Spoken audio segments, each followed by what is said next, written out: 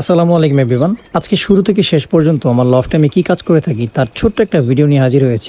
এছাড়া নেক্সট শিপমেন্টের আমার কাছে থাকা কবুতরগুলো আলহামদুলিল্লাহ সবগুলো ভালো আছে। বাবা হচ্ছে সিলভার কালার, মা হচ্ছে ব্ল্যাক। দুইটা বেবি কিভাবে সিলভার বের হলো? সকালে ঘুম থেকে উঠে সর্বপ্রথম কাজ হচ্ছে আমার বড় লফটের চাবিটা আমার আঙ্গুলে নিয়ে নিই, আর তারপরে চলে যাই আমার সর্বপ্রথম যে খোপ ঘর রয়েছে, একেবারে আদি যুগের আদিকালের মতো গ্রাম বাঙ্গাল লফটের মতো। খুব ভালো করে দেখেন তো আমি এখানে রেসার, পাকিস্তানি, তারপরে দেশি মিক্সচার করে রেখেছি এবং আমি এসেই মূলত এদেরকে ছেড়ে দিয়ে এবং সম্পূর্ণ মুক্তচরণভাবে লালন পালন করছি। আর ছাড়া মাত্র এরা আমাকে দেখে উড়ে চলে যাচ্ছে। ভালো করে দেখেন, সারাদিন উড়াউড়ি করবে, উড়াউড়ি করে তারপরে ঠিক দুপুর দিকে চলে আসবে এদের বাচ্চা খাওয়ানোর সময়ের একটু আগে। আমি দেখাবো ভিডিওতে।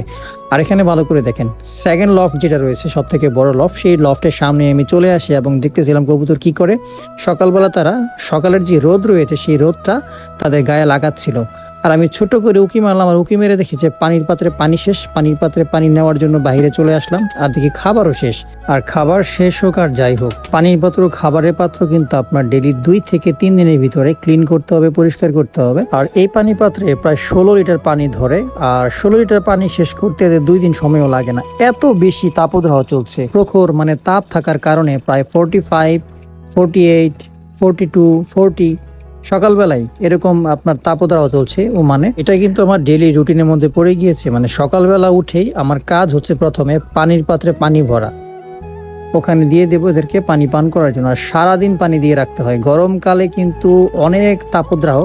আর একটা দুঃখের বিষয় হচ্ছে আমার ঘরে কিছু বেবি মারা গিয়েছে, মেবি হিট স্ট্রোক করেছে গরমের কারণে। তো ভিডিওতে আমি দেখাতে পারিনি কারণ বিভিন্ন ব্যস্ততার কারণে। জাস্ট কবুতর আমি ডেইলি চেক করি যে কোনটা কি অবস্থা না অবস্থা।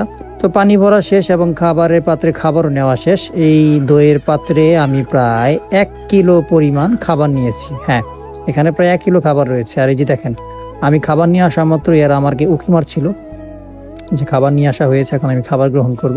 আর আমি আমার ব্রিডিং লফট প্রায় 1 সপ্তাহ অথবা 2 সপ্তাহ পর পর ক্লিন করে ফেলি। এর আগে আমি ক্লিন করি না, আমার পক্ষে সম্ভব নয়, কারণ সবসময় কিন্তু ময়লা নিয়ে ঘাটাঘাটি করা সম্ভব নয়। তবে ক্লিন করতে হবে, এটা মাস্ট বি। আর আমার ঘরে কোয়েল পাখি রয়েছে, দেখতেই পাচ্ছেন। কোয়েল পাখি কিন্তু ডেইলি 7টি ডিম পেড়ে থাকে, আর 7টি ডিমের মধ্যে আমি 6টি ডিম পেয়ে থাকি। একটা ডিম মিস হয়, কখনো কখনো রাতে পারে। তো আমি ডিমগুলো দেখাবো। তো এই হচ্ছে কোয়েল পাখি, দেখেন মাশাআল্লাহ খুব সুন্দর সাদাগুলো। আর সাদাগুলো কিন্তু অনেকগুলো ছিল, যদি এখন হারিয়ে গিয়েছে। আর এই হচ্ছে ডিম, ভালো করে দেখেন আমি ফ্রিজ আপ করে রেখেছি। আর একটা বিষয় হচ্ছে আমি আপনাদেরকে দেখাতে ভুলে গিয়েছিলাম, এই কোয়েল পাখির ডিম মানে আমি ওখানে রেখে জমিয়ে জমিয়ে নিয়ে আসতাম। তো একবার দেখা গেল কি, ওখানে ভিতরে এই ডিমের ভিতরে বাচ্চা জমে গিয়েছে। হ্যাঁ, এত পরিমাণ হিট থাকার কারণে মাটির মধ্যে ডিম পেড়ে রেখে দিত এবং সেখানে রোদের তাপে হিটে ভিতরে বাচ্চা জমে গিয়েছিল। আনুমানিক প্রায় 30 থেকে 40টা ডিম আমার নষ্ট হয়েছিল। আর আমি নিজেও এনে এনে রেখে দিতাম।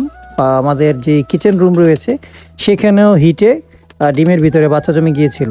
তো আমি চাইলে পারতাম ভিডিওতে আপনাদেরকে দেখাতে, কিন্তু সম্ভব হয়নি। সবসময় সব কিছু সম্ভব হয় না।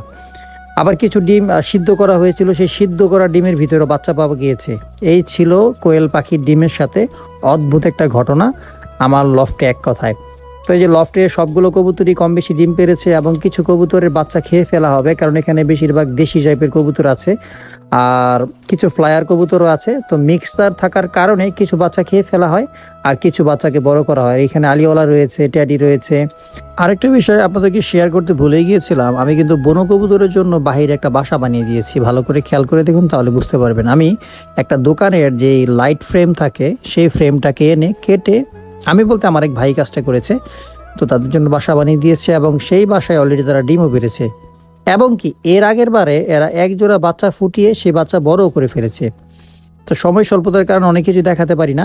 এখন খেয়াল করে দেখুন, এই হচ্ছে আমার সিরাজি কবুতর। একটা জিনিস দেখে বোকা হয়ে গেলাম, সেটা হচ্ছে বাবা হচ্ছে সিলভার কালার, মা হচ্ছে ব্ল্যাক। দুইটা বেবি কিভাবে সিলভার বের হলো? একটা ব্ল্যাক বের হওয়ার কথা অথবা একটা সিলভার বের হওয়ার কথা, তাই না? এটা বেশিরভাগ সময় হয়ে যায় এবং হয়ে থাকে, কিন্তু সেম কালার আসাটা খুব কম সময় আমি দেখেছি। এরপরে এমন হয়, এটা আসে, এটা আমি জানি। শুধুমাত্র আপনাদের কিভাবে বুঝে বলার জন্য বলা।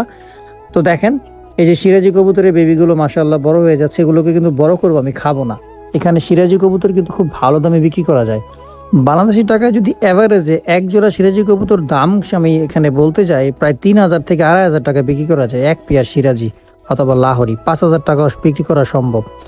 আর এটা হচ্ছে ওই যে তুর্কিশ টামলারের বেবি, দেখতেই পাচ্ছেন আমি এখানে চেলে দিয়েছিলাম। আর এইটা হচ্ছে মেবি আমার শিয়ালকুটি কবুতরের বেবি। হ্যাঁ, তো মাশাআল্লাহ সবকিছু মিলিয়ে সব কবুতর ভালো আছে। ভিডিও করার এক পর্যায়ে খেয়াল করে দেখলাম তারা সম্পূর্ণভাবে ফ্লাই করে অথবা বাহির থেকে যেই গ্রিড থাকে প্রাকৃতিক গ্রিড খেয়ে দিয়ে চলে আসে। আর তারা কিন্তু আমার এরিয়া থেকে প্রায় আধা মাইল অথবা 2 মাইল দূরে হবে, ওই জায়গায় যে একটা রাস্তার কর্নারে তারা প্রাকৃতিকভাবে গ্রিড খেয়ে থাকে। মানে আমি এটা একবার দেখেছিলাম, একবার মসজিদে গিয়েছিলাম, তখন থেকে রিটার্ন করার সময় আমি দেখলাম আমার ঘরের কবুতর এত দূরে এসে রাস্তা থেকে গ্রিড খাচ্ছে। এমন না যে আমি দেই না, আমি দেই, কিন্তু এরপরেও যেহেতু মুক্তচরণভাবে ছেড়ে দিয়েছি সেই কারণে তারা বাহির থেকে গ্রিড খাচ্ছে এবং তাদের যে যা প্রয়োজন লাগে তারা সেই অনুযায়ী খাবার গ্রহণ করে থাকে।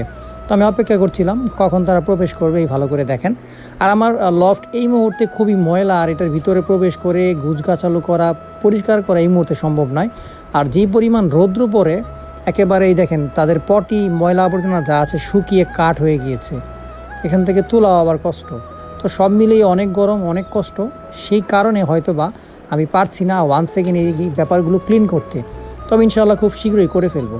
আমি ভেবেছিলাম হয়তো বা রেসার ফিমেলটা আসেনি বাড়িতে, তো একটু খেয়াল করে দেখলাম সে আবার সে আগের জায়গায় যেখানে সে ওই যে আপনার অথবা হাবিজাবি যা খেয়ে থাকে সেইখানে অবস্থান করছে। তো আর যাই হোক, সব কিছু মিলিয়ে আল্লাহর অশেষ রহমতে আমার ব্রিডিং লফটের কবুতর, শিপমেন্টের কবুতর অথবা বাহিরের দেশি কবুতর সবাই খুব ভালো আছে, সুস্থ আছে, সবল আছে। তো এই ছিল আমার কবুতরের ছোট্ট একটা ভিডিও এবং কবুতরের সকাল থেকে শেষ পর্যন্ত কি করে থাকে এবং তারা কি করে থাকে ছোট্ট একটা আপডেট। আর এই যে খেজুর দেখতে পাচ্ছেন, আবার খেজুরের সময় হয়ে গিয়েছে, একটা একটা করে খেজুর পাকবে আর নিচে পড়বে। আর মাঝে মধ্যে সকালে আমি আমার চোখে পড়লে কুড়িয়ে নিয়ে খেয়ে ফেলবো, অথবা গাছ থেকেও পারা যায়। দেখতেই পাচ্ছেন কত বড় বড় খেজুর, একেবারে লাইভ পাকাপোক্ত খেজুর যখন পেকে থাকে তখন এখান থেকে পেরে পেরে খাওয়া হয়। আর যে মালিক রয়েছে তারা কিছু বলে না, কারণ তাদের অ্যাভেলেবেল খেজুর গাছ রয়েছে, অনেক অসংখ্য খেজুর গাছ রয়েছে। তো আজকের ভিডিওতে এখানেই বিদায় নিচ্ছি, কখনো আবার নতুন কোনো ভিডিও নিয়ে হাজির হব। সবাই ভালো থাকেন, সুস্থ থাকেন। আসসালামু আলাইকুম, আল্লাহ হাফেজ।